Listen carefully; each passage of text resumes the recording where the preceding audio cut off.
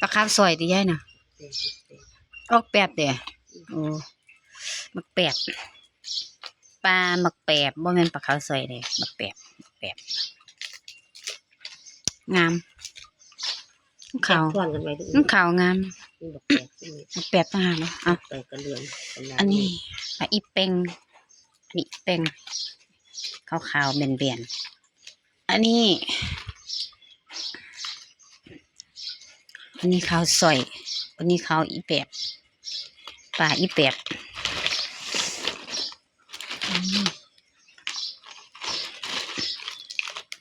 อันนี้ปลาเสร็จทุ่งปลาแดดเดียวมีปลาอีแปบใช่โอ้ยฮ้อนนี่อีแปบใส่ถุงซอยยายก่อนใส่ถุงก่อนจ้าจับแบบนี้เนี่ยเดี๋ยวจับเลี้ยงไว้ให้เรากัน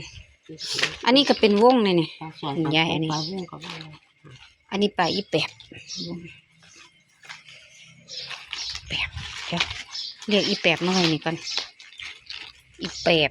ปลาอีแปบน้อย